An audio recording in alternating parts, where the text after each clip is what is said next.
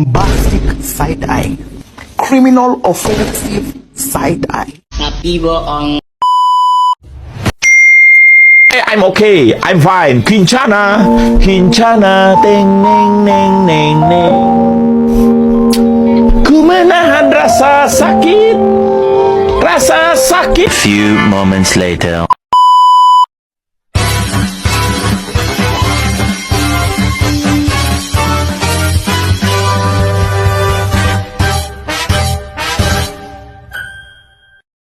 Assalamualaikum warahmatullahi wabarakatuh. Yang terhormat Ibu Novita Nurul Islami, SPD MPD selaku dosen mata kuliah metode penelitian. Di sini saya akan menjelaskan hasil proposal saya yang berjudul implementasi model pembelajaran based learning pada materi pluralitas masyarakat dalam mata pelajaran IPS kelas 8 di SMPN 1 Ajung. Sebelum lanjut, izinkan saya untuk memperkenalkan diri. Perkenalkan, nama saya Mary Marsanda Dewi, NIM 2221010900037. Saya dari program studi Tadris IPS 3. Yang pertama, konteks penelitian. Pendidikan di Indonesia sesuai dengan Undang-Undang Nomor 20 Tahun 2003 bertujuan untuk mengembangkan potensi peserta didik secara menyeluruh, mencakup aspek spiritual, intelektual, sosial, dan keterampilan. Proses pendidikan yang efektif tidak hanya berlangsung di sekolah, tetapi juga melibatkan keluarga dan masyarakat. Seiring dengan perkembangan ilmu pengetahuan dan teknologi, pendidikan perlu beradaptasi dengan mengimplementasikan model pembelajaran yang inovatif seperti problem based learning (PBL) yang mendorong siswa untuk aktif, kreatif, dan kritis.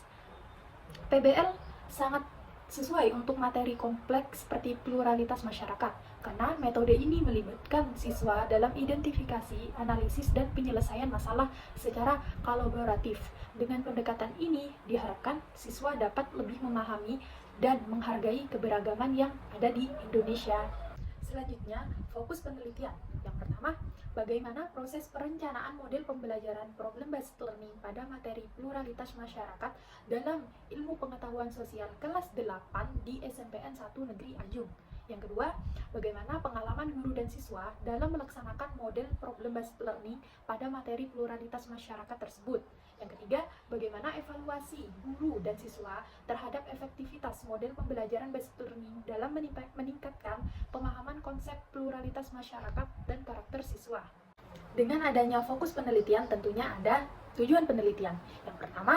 Tujuan penelitian yang pertama untuk mengetahui perencanaan model pembelajaran problem based learning pada materi pluralitas masyarakat dalam pengetahuan sosial kelas 8 di SMPN 1 Ajung.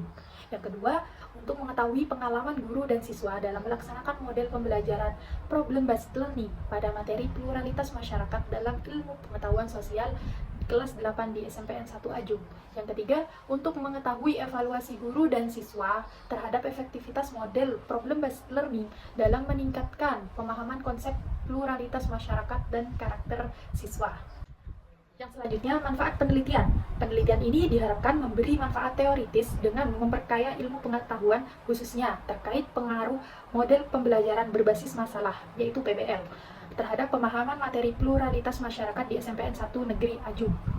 Secara praktis, penelitian ini bermanfaat bagi beberapa pihak. Yang pertama, guru diharapkan dapat meningkatkan efektivitas dalam memantau kemajuan belajar siswa dan kualitas pembelajaran IPS. Yang kedua, bagi sekolah, hasil penelitian dapat menjadi acuan untuk meningkatkan mutu pengajar dan memperbaiki area yang perlu diperbaiki. Yang ketiga, bagi siswa diharapkan PBL ini mempermudah pemahaman materi pluralitas masyarakat. Yang keempat, bagi pembaca, temuan penelitian dapat menjadi sumber informasi dan referensi untuk penelitian lebih lanjut. Yang kelima, bagi penelitian ini dapat menambah wawasan mengenai penerapan model pembelajaran problem-based learning dalam pembelajaran IPS. Selanjutnya, definisi istilah. Yang pertama, pengertian PBL. Nah, apa itu PBL? Model pembelajaran berbasis masalah. PBL adalah pendekatan pengajaran yang mengutamakan pemecahan masalah sebagai fokus utama untuk mengembangkan keterampilan pemecahan masalah, pemahaman materi, dan pengaturan diri siswa.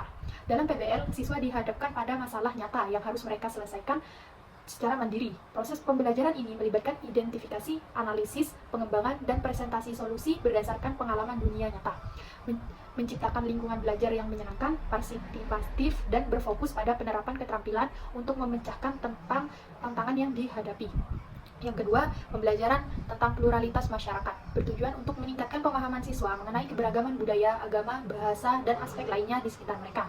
Menurut M. Nasroen, adat istiadat berfungsi sebagai pandangan hidup yang relevan dan abadi, yang didasarkan pada prinsip-prinsip seperti kemakmuran merata, kemampuan beradaptasi dengan realitas, penyesuaian fungsi dengan tempat dan waktu, penempatan segala sesuatu pada posisinya yang tepat, mengutamakan kebersamaan, memperhatikan nilai-nilai positif, serta menyelesaikan pertentangan melalui mufakat. Selanjutnya, kajian pustaka. Yang pertama, kajian terdahulu. Penelitian ini bukan hanya saya yang meneliti tentang PBL, tapi banyak di sana penelitian lainnya yang meneliti PBL ini. Yang pertama di sini yang saya temui, yang pertama ada Eliana Rahmawati 2014 menerapkan model PBL untuk meningkatkan hasil belajar IPS pada materi peristiwa sosial di SD. Persamaannya dengan penelitian ini adalah menggunakan metode PBL, model PBL. Namun perbedaannya terletak pada fokus tujuan. Nah, yang punya Eliana Rahmawati ini tujuannya meningkatkan hasil belajar dan konteks penelitian SMP dan SD. Yang kedua, M. Fahrud Duha 2023 meneliti penerapan pembelajaran IPS untuk menumbuhkan sikap pluralitas pada siswa. Penelitian ini lebih fokus pada pengembangan sikap pluralitas tanpa menggunakan model PBL. Berbeda dengan peneliti ini yang mengarahkan pada penerapan PBL untuk memahami materi pluralitas masyarakat. Jadi yang punya M. Fahrud Duha ini tidak menggunakan PBL tetapi sama untuk memahami materi pluralitas masyarakat. Selanjutnya yang kedua, kajian teori. Di sini saya akan menjelaskan, yang pertama saya akan menjelaskan implementasi, pengertian implementasi dan modelnya. Implementasi adalah proses pelaksanaan kegiatan yang direncanakan dengan sistematis, melibatkan aktivitas, tindakan, dan mekanisme untuk mencapai tujuan yang telah ditetapkan, dengan memperhatikan norma dan aturan yang relevan. Implementasi hanya dapat berjalan efektif jika ada rencana yang jelas dan sesuai dengan konteks. Selanjutnya, pengertian problem-based learning dan langkah-langkahnya. Model pembelajaran problem-based learning adalah pendekatan yang mengajak siswa untuk belajar melalui pemecahan masalah nyata. PBL menyajikan tantangan kepada siswa untuk memberikan mereka kesempatan untuk menyelesaikan masalah secara mandiri sambil bekerja sama dalam kelompok. Metode ini bertujuan untuk mengembangkan keterampilan pemecahan masalah, berpikir kritis, serta meningkatkan kemampuan kolaborasi dan analisis siswa. Selanjutnya, langkah-langkah dalam model PBL. Yang pertama, identifikasi masalah, merumuskan masalah dengan jelas dan melibatkan siswa dalam pembahasan topik. Yang kedua, menganalisis penyebab masalah yang didefinisi. Yang ketiga, menguji berbagai solusi melalui diskusi kelompok. Yang keempat, menentukan dan menerapkan strategi yang dipilih, memilih strategi yang tepat untuk menyelesaikan masalah. Yang kelima, melakukan penilaian, mengevaluasi proses dan hasil pembelajaran. Selanjutnya, karakteristik problem-based learning. Metode problem-based learning memiliki ciri-ciri khas yang membedakan dari metode pembelajaran lainnya. Yang pertama, permasalahan nyata. Pembelajaran dimulai dengan memperkenalkan masalah yang relevan dan otentik yang harus dipecahkan oleh siswa. Yang kedua, fokus pada peserta didik. Siswa berperan aktif dalam seluruh proses pembelajaran, mulai dari identifikasi masalah hingga penyelesaian. Jadi siswanya itu aktif dari awal sampai akhir, itu tidak hanya mendengarkan saja. Jadi siswanya aktif. Yang ketiga, kolaborasi dalam kelompok kecil. Siswa bekerja dalam kelompok kecil untuk mengumpulkan informasi dan berdiskusi. Jadi semua siswa ini berjalan gitu. Gak hanya yang satu diam, yang satu mengerjakan, yang satu enggak. Jadi semua sama-sama ikut bekerja untuk memecahkan masalah ini. Yang keempat, fasilitas oleh siswa. Siswa berfungsi sebagai fasilitator dalam diskusi dan penemuan materi dengan bimbingan minimal dari guru. Jadi guru di sini sama membimbing. Jadi guru sama siswa ini sama-sama aktif. 5. Hasil dalam bentuk produk. Pembelajaran berfokus pada penyampaian hasil dalam bentuk produk yang konkret, bukan hanya penguasaan teori. Secara keseluruhan PBL menekankan pada penyelesaian masalah yang nyata, kolaborasi antara siswa, dan menghasilkan produk sebagai bukti pembelajaran yang aplikatif. Oke, selanjutnya kelebihan dan kekurangan problem-based learning. Yang pertama saya akan membahas kelebihannya dulu. Nah, model pembelajaran based learning ini memiliki sejumlah kelebihan yang signifikan. Yang pertama, melatih keterampilan pemecahan masalah yang dapat diterapkan dalam kehidupan sehari-hari. Yang kedua, meningkatkan keterampilan sosial peserta didik melalui diskusi interaktif. Yang ketiga, memperkuat hubungan antara guru dan siswa. Yang keempat, membiasakan siswa untuk menggunakan pendekatan ilmiah dan eksperimen dalam pemecahan masalah.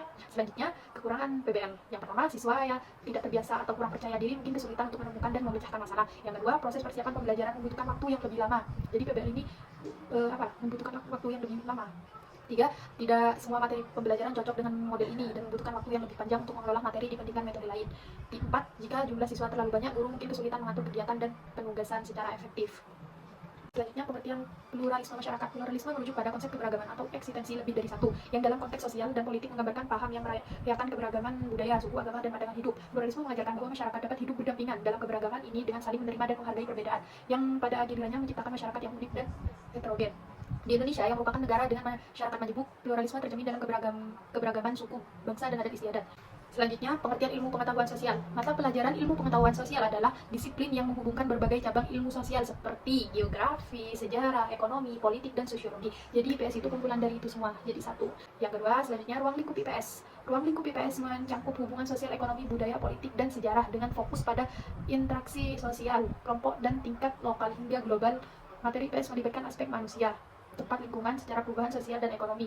Terakhir, tujuan pembelajaran IPS. Tujuan pembelajaran IPS adalah mengajarkan siswa tentang konsep-konsep yang bertujuan dengan kehidupan masyarakat beserta mengembangkan keterampilan berpikir kritis, berkomunikasi, dan berkolaborasi. Selanjutnya, metode penelitian. Penelitian ini menggunakan metode pendekatan deskriptif kualitatif yang bertujuan untuk memahami fenomena, perilaku, persepsi, motivasi, dan tindakan yang dialami oleh subjek penelitian.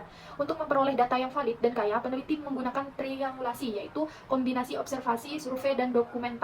Dengan pendekatan ini, penelitian bertuju untuk menjalin hubungan langsung dengan fenomena yang diteliti dan memberikan pemahaman mendalam terhadap aspek-aspek yang sulit diukur secara kuantitatif. Teknik pengumpulan data. Teknik pengumpulan data. Penelitian ini menggunakan 3 teknik pengumpulan data. Yang pertama, wawancara, observasi, dan dokumentasi. Yang pertama, observasi. Penelitian mengamati proses perencanaan dan perencanaan model pembelajaran based learning pada topik pluralitas dalam masyarakat di kelas 8 IPS SMP Negeri 1 Anjung, serta mengevaluasi pengalaman guru dan siswa dan mengimplementasikan model tersebut. Yang kedua, wawancara. Peneliti melakukan wawancara semi struktur dengan kepala sekolah, guru, dan siswa untuk menggali informasi tentang penerapan PBL. Wawancara ini mencakup pertanyaan yang telah ditetapkan serta pertanyaan tambahan untuk mendalami pemahaman. Yang ketiga, dokumentasi. Teknik dokumentasi digunakan untuk mengumpulkan data tertulis termasuk profil sekolah, visi dan misi, kalender pendidikan, data pendidikan dan siswa, serta dokumentasi penerapan model PBL. Metode-metode ini digunakan untuk memperoleh informasi yang relevan terkait dengan penelitian. Analisis data. Yang pertama, pengumpulan data. Data dikumpulkan melalui observasi, wawancara, dan dokumentasi untuk menemukan strategi pengumpulan informasi yang tepat. Yang kedua, reduksi data. Data yang kompleks diringkas dan dipilih untuk fokus pada hal-hal penting. Yang ketiga, penyajian data. Data disajikan dalam bentuk deskriptif, diagram, tabel, atau grafik untuk mempermudah pemahaman dan perencanaan langkah selanjutnya. Yang keempat, penarikan kesimpulan. Kesimpulan sementara diambil dan direferensi melalui pengumpulan data lebih lanjut. Kesimpulan yang valid didasarkan pada bukti kuat yang konsisten dan dapat menghasilkan temuan baru atau teori yang jelas. Data. Keabsahan data. Dalam penelitian ini, triangulasi sumber data digunakan untuk memverifikasi keabsahan informasi. Penelitian mengumpulkan data dari berbagai sumber seperti wawancara, observasi, dan dokumentasi untuk memastikan kebenaran dan validasi data yang diperoleh. Tujuan triangulasi adalah untuk menguji dan menegaskan akurat data sehingga kesimpulan yang diambil dapat lebih valid dan akurat. Yang terakhir, tahap-tahap penelitian. Tahap-tahap penelitian kualitatif terdiri dari 3 fase utama. Yang pertama, fase pralapangan. Persiapan penelitian yang meliputi pengembangan rencana, pemilihan lokasi, persetujuan seleksi, informan, dan persiapan alat penelitian.